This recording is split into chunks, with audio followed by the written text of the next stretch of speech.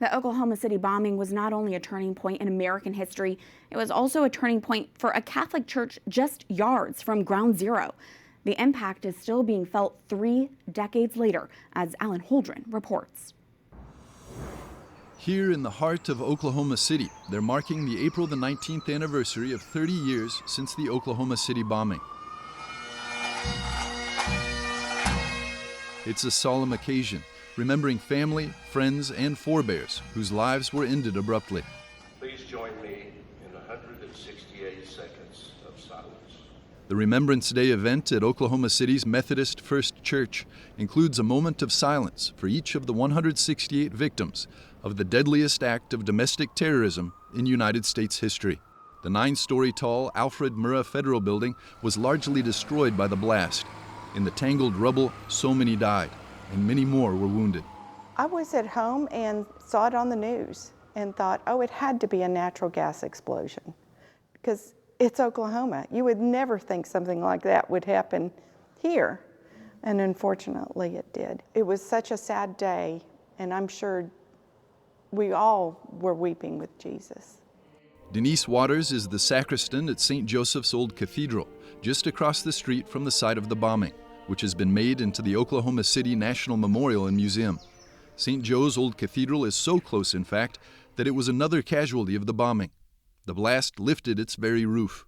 At some places, the plaster from the ceiling was a foot deep, and all the stained glass was pretty much blown out. The whole bombing, it damaged the organ. Evidently pipes fell down to this floor from upstairs, but the sanctuary lamp never went out. So Jesus was always with us, even through something that horrific. I came into the world to testify to the truth. Everyone who belongs. Father Aaron Foshi was just a second grader back then, but now he's in charge of the Old Cathedral. It was not safe to be in the church at the time, so we had to rebuild a lot of it in that respect. But I believe it took about between 1 and 2 years. Not everything was saved. That's the original, that's where the Weeping Jesus statue is. That was where our rectory was. Today, a statue titled Jesus Wept stands in the original rectory's place as a memorial to those who died.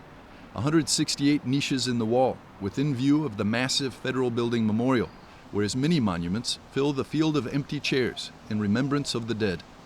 Visitors with and without faith are drawn to the powerful message the Jesus sculpture offers. Even in the midst of hatred, in the midst of sorrow and pain, that the Lord is with us. He commiserates with us. He shares in our suffering and is with us and doesn't leave us, even though he is weeping in the midst of great tragedy, but also in solidarity with those who were lost and changed forever. Hundreds of thousands of people have come here over the decades to pay their respects, says Father Foshi. He calls St. Joseph's Old Cathedral a beacon for all Oklahomans, a pilgrimage site for Catholics and non-Catholics alike, and a sign that rebuilding and reconciling is possible. My church, what more could I have done for you? Answer me. The reality is that, especially when we see our Blessed Lord and the Weeping Jesus statue, we can also connect his desire to show mercy even to those who have caused suffering. And so this is a great opportunity to evangelize. Even here, our Lord shows that kind of mercy, so we're called to as well. And I'm really proud of my fellow Oklahomans. I think we've done that really well. When we first would come down to Oklahoma City and go over to the bombing, you could just feel the sorrowful souls. And now it's been renewed. There's a sense of joy that has sprung forth, and God makes everything new again and brings good out of really bad. And on the 30th anniversary, as the people of Oklahoma City continue to offer up their grief to God, incredibly, they're also thanking him for his goodness. Alan Holdren, EWTN News In Depth.